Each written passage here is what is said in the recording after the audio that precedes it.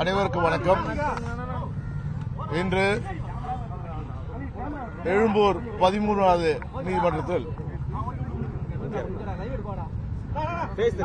பிரச்சாரத்தின் போது, தேர்தல் பரப்புரையின் போது முன்னாள் முதல்வர் திரு எடப்பாடி பழனிசாமி அவர்கள் உண்மைக்கு புறம்பாக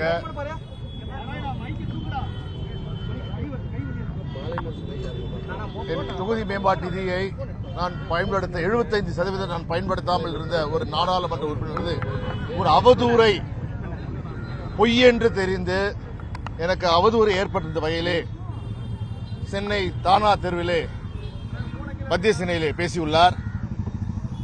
அதை எதிர்த்து நான் அவருக்கு ஒரு நோட்டீஸ் கொடுத்த 24 மணி நேரத்தில் நீங்கள் மன்னிப்பு கேளுங்கள், கேட்காவிட்டால் நான் நீதிமன்றத்தை நாட செல்லும் என்று.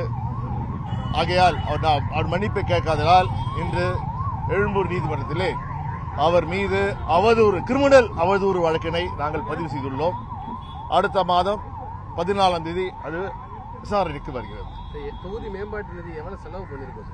இதுவரைக்கும் பார்த்தா 95% மேல் என் தொகுதி மேம்பாட்டு நிதியை நான் செலவழித்திருக்கிறேன். சுமார் 17 கோடி எனக்கு ஒதுக்கப்பட்டது. கொரோனா காலத்திலே அது தடுத்து நிறுத்தப்பட்டது. 17 கோடியிலே மீதி இருப்பது வெறும் 17 லட்சம் தான். அத்தனையும் என் மத்திய சென்னை தொகுதிக்காக நான் செலவிட்டிருக்கிறேன். விவரங்கள்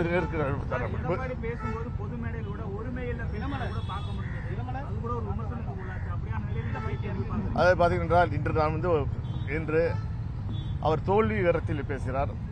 அது மட்டும் இல்லாமல் அவர் பேசுகின்ற பேச்சு அவருக்கு தெரிகிறதா என்று தெரியவில்லை. சுயநலவுடன் பேசுகிறார் என்று கூட தெரியவில்லை.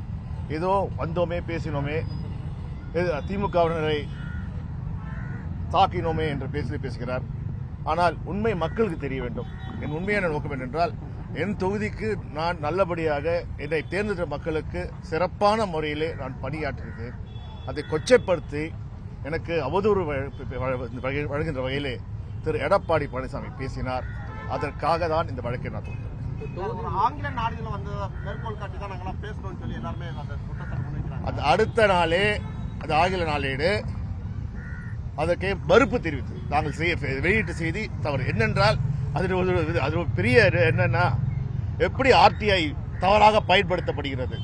பிஜேபி ஆட்சியில் ஆர்டிஐ, அது ஆங்கில நாளேடு ஆர்டிஐ மூலமாக அது செய்தியை பெற்று அது அப்போதாக ஆர்டிஐ தொகுதி மேம்பாட்டு நிதி எல்லாம் அபிஷியலாவே எங்க வெப்சைட்ல டெல்லியில பார்லிமெண்ட் வெப்சைட் தெளிவா இருக்கு.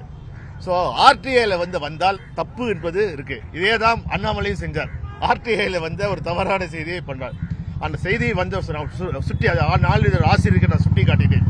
இவ்வாறு தான் என் தொகுதியிலே இருக்கும்போது அது உடனே மறுப்பு தெரிவித்தார்கள். அது தெரிந்தும் கூட எடப்பாடியோ மற்றோர் யாருதான் வேண்டும் என்றே பேசியிருக்காங்க. தொகுதி மேம்பாட்டு நிதியை உயர்த்தி தரணும்னு சொல்லி எம்பி எல்லாம் வலியுறுத்தி வர்றீங்க.